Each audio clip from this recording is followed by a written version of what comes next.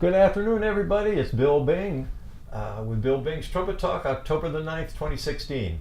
And I'm laughing because this is, I think, the 10th take I've tried to make about this particular topic, really out of practice. So, one more try. Here we go. My topic today is about emotion in music. And I think this is a really important topic because so often as trumpet players and musicians, we forget that indeed that's who we are. We are musicians. We are not technicians. People you don't want to call yourself, what do you do for a living? I'm a technician. No, you should be a musician. And therefore, when we practice every day, we should practice the musical aspects of something, a piece or a composition. And I feel this is too often neglected. So I've tried to make it part of my practice. And when I say being able to express yourself musically, it gives me the opportunity to drop a name of somebody that I met at Caltech. For many of you know that I've been director of bands at Caltech for many years, recently retired from that position. In addition to my playing with the Los Angeles Chamber Orchestra and Los Angeles Opera Orchestra, which I played with for 10 years.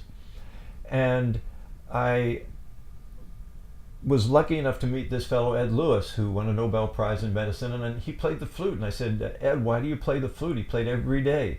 And he says, it allows me to be emotional in ways that I can't be in the lab. And so it made me realize again how fortunate I am to be a musician and be able to make music. But too often in my practice routine, I get bogged down with the technical aspects of it. Being able to play higher, faster, louder, and more technique, etc., etc. We all have mentors that we listen to, and young and old, and they inspire us to try to achieve greater heights. But one of the things these great players are also able to do is really make music at all levels and all different kinds of ways. So what we have to do is practice these pieces, these technical works, so that they do sound musical. And I think one of the ways in which I do that when I practice is for example, I'll go to smart music and I will play something relatively easy on smart music.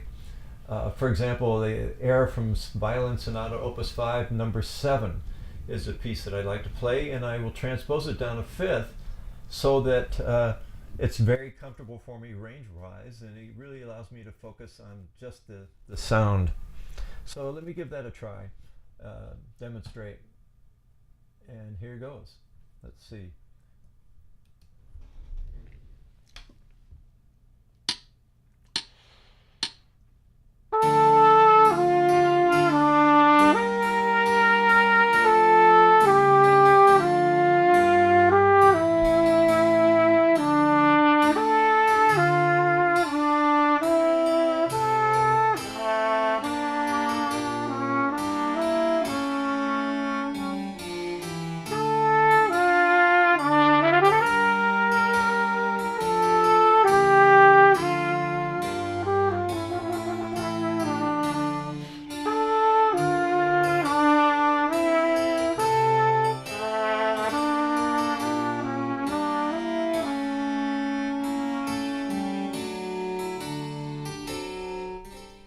So that's just one way I'm able to guarantee to myself that when I practice, I can practice something musically. And it feels good. So remember to make that part of your practice routine. And I'll try to remember to turn this mic up so that when you go and do practice, you'll practice, make this part of your practice routine. And when you do choose music for a recital, that you take music that you know you can play musically. Don't choose music that is going to be at any point really more than you know that you can deal with. It's always fun to stretch and practice that way. And sometimes you feel that way on a recital, even no matter how hard you've tried. You feel like, oh, this is as easy as I thought it was going to be. I remember that once, and I was a senior playing Mahler 9 with the University of Michigan Symphony Orchestra. I was first trumpet. And I remember there's a big, beautiful lyric solo, and instead of playing an octave, I played a seventh in the solo. And the conductor was so great, he just looked at me, and he just kind of smiled and went back. And I don't think there were too many people that were none the wiser. The seventh actually fits pretty good if you want to try it. But anyway, play every day when you practice something that really allows you to be very musical, and you'll enjoy playing that much more. So take care. That's it for now. Thanks for watching Bill Bing's Trumpet Talk. I hope this finds you well, and don't forget, as my friend Manny Klein used to say, to keep blowing. All the best. Bye bye.